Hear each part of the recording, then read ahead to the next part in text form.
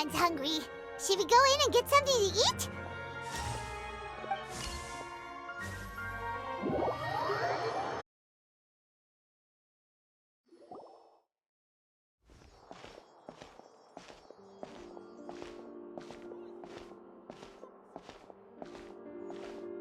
Hey, quick! Look! That's the limited edition only 16 slices a day cake! It was so delicious the last time we tried it! Despite the tense situation we were in, let's give it another go! Paimon's sure it'll be great! 1 slice of cake, please. Someone showed up after all! Oh, wait, you're the one from the Palais Mermonia. Oh, are you here to buy cake too? It seems Monsieur Nervalette was right. You really can eat. Wait, did he really say something like that? That's right. Even he has his own preferences when it comes to food. As for me, I love the cake and coffee here. Do you come here often? Usually every day. Every day? It's part of my daily schedule, apart from work. I shall have my cake and coffee. Then what if someone told you one day that this place would be closing soon, and you wouldn't get to eat cake here anymore? What would you think? But why would it close? Well, Paimon doesn't know either, but maybe the waters will rise tomorrow. You know, like in the prophecy. Oh, the prophecy. To be honest, I haven't paid much attention to that. No, still, even if there'd be no more cake tomorrow, that wouldn't keep me from having some today. No, it's the same for eating in general. You might not be able to eat tomorrow, but if you can do so today, then you should carry on. That's what people call living, you know. Huh. Don't be sad. Excuse me, could I have 2 more slices of cake to go? These 2 slices are for you. Sijuin said that this kind of expression you're making is what humans call being sad. Oh, you know Sijuin? I sure do. She was born before me, and she sometimes comes to the surface to teach us things about humans. She said that humans are creatures that are saddened easily, yes, and you can only lift their spirits by feeding them delicious food. So please try the cakes here. I've got something else to do, so I'll be going now. You two try to stay in a good mood after eating, all right? Bye.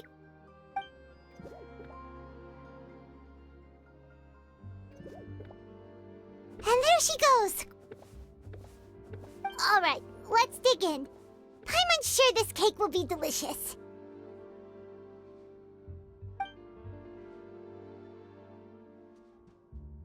It's more delicious than last time! And the flavor gets even better with a sip of tea. It sure would be nice if we could come again tomorrow. Sure would be nice if we could always eat delicious food here.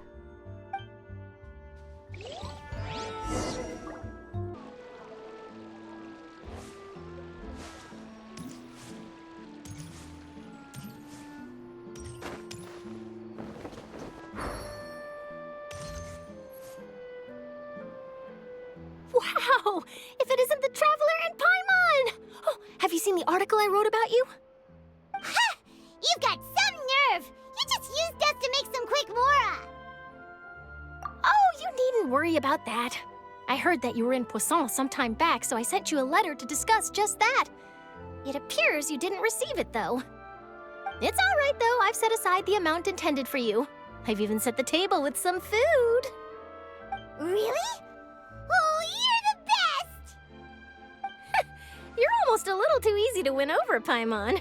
If I were a journalist with ulterior motives, you'd be in trouble now, you know. Oh, Paimon knows you're not like that. Still, what brings you here all of a sudden? Were you looking for me? A friend of ours met you a while back, and when she mentioned it, we thought of coming to see you. Her name's Mona. Ah, so you know Miss Mona as well. She's a guest columnist for our paper. Really good one, too. She's so young and already such a brilliant astrologist. So she mentioned me? What did she say? She said that you're a real daredevil of a journalist. Nice. In which case, can this daredevil journalist dare to request an exclusive interview with the legendary traveler and Paimon? Huh? So your article in the paper today doesn't count? Oh, of course it doesn't. That was more like live photography. What I'd like to do is dive deeper and ask you to talk about the things you've seen and experienced. Yeah, are we even qualified enough? Why not? If I say you're worth an interview, then you're worth it. But not right now, of course. I'll need a few days to prepare. Oh, in that case, we'll just chat when you have the time then? Oh, so that's a yes? Ooh, splendid! I'll tell the editor-in-chief immediately. I'll have to apply for lighting, a venue, some props, and... Whew, so much to get done now. Talk to you later. Wait, Charlotte, Paimon's still got a question for you. And what's that? If, just for example, Fontaine were to be flooded tomorrow, what would you do today? Huh, that's the prophecy you're talking about, isn't it? I mean, I do hear about it often, but I've never once thought that the day could be tomorrow. If you're seriously asking, then I might try and think of a way to leave Fontaine. Oh, but I'm still a journalist first and foremost. That means I have a duty to be reporting from the scene. And secondly, I wouldn't forsake my homeland that easily. From what I've seen, most people don't know what they'd do should the worst come to pass. In truth, it might be better just to behave like normal rather than worry over such an end. So in all likelihood, I'd probably still be prepping at the office for that interview of ours. I know what you're thinking.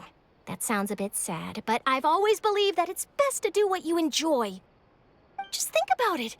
If this nation really were to be suddenly destroyed tomorrow, but I still successfully finish an exclusive interview with a truly unique person, then the story I would wind up writing would truly be timeless. And then do you know what I'd do? Well, I'd write that story, send it for printing, and use messenger pigeons to get copies out to the various nations as soon as possible. I'm not a dreamer, nor am I a workaholic, but I do love my job, and I'd be proud of leaving such an article behind. I guess you could say that I was born to be a journalist. But anyway, that's my answer. And on that note, I'll get back to my preparations. That's so nice. All of a sudden, Paimon actually kinda envies her. Anyway, let's go and take a look at the sea, shall we?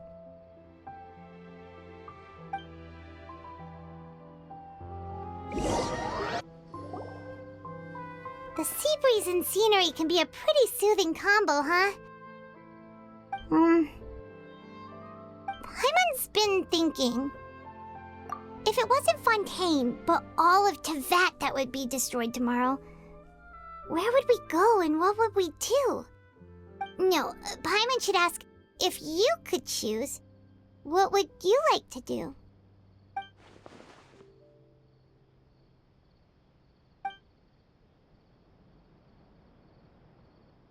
We've always been moving to the next destination, so we haven't spent much time thinking about these kinds of things.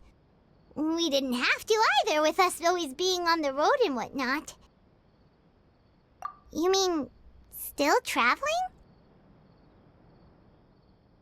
Huh. Wait, isn't that what we've always been doing?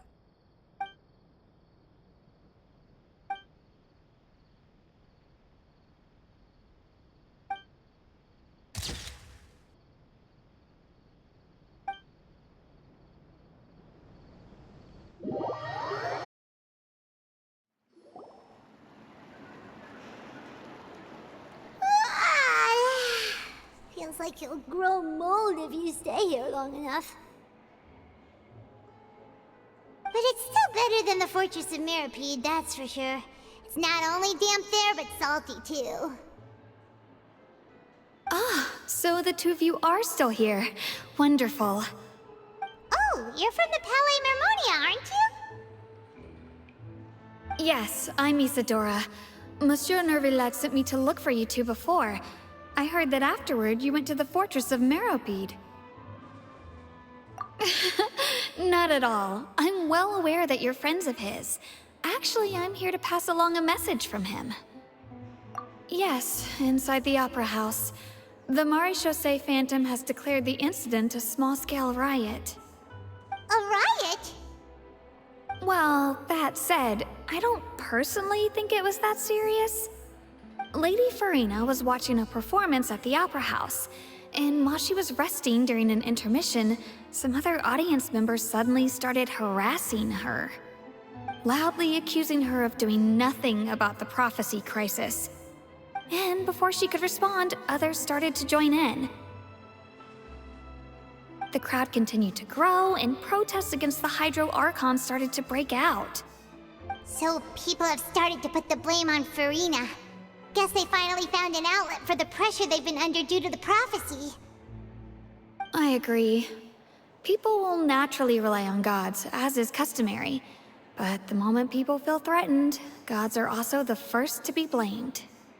So what happened after that? Is Farina okay? Seeing that the situation was spiraling out of control and that further argument was pointless, she claimed that she'd gotten tired of this and left in a hurry. The Maréchaussée Phantom had their hands full maintaining order and did not catch where Lady Farina had gone. Only when things had stabilized did we realize that she had gone missing. So, you mean she's still missing? That's right. The Maréchaussée has dispatched many people to search for her, but we don't have any leads yet. That said, I don't think there's much to worry about. She is a god after all. Even if she were to fall into the hands of rioters, what could ordinary people do to her? Good.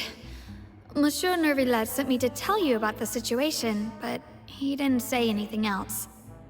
Don't worry, this is more than enough to go on. Thanks for keeping us informed. Ah, is that so? Well, all right then. In that case, you two take care. I'll be heading back to the Palais now.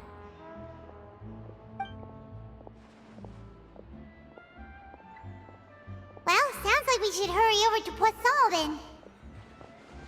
If we know Farina, she won't try to fix things in this situation. Instead, she'll look for a place to wait out the heat. And, as we also know, she may be loud and dramatic, but she doesn't have a heart of stone. When Nervillet was talking to her in the Palais Mermonia, and she heard about Poisson, she couldn't hide her sadness and remorse. It would be hard for her to ignore being accused by the public today. Paimon thinks Farina's probably taken the opportunity to slip away to Poisson and try to relieve the sense of guilt that she's feeling. Huh! Well, what do you think? Paimon knows the answer, of course, but Paimon can do the analysis to back it up, too. Cool, huh? In that case, there's not a moment to lose. Poisson, here we come!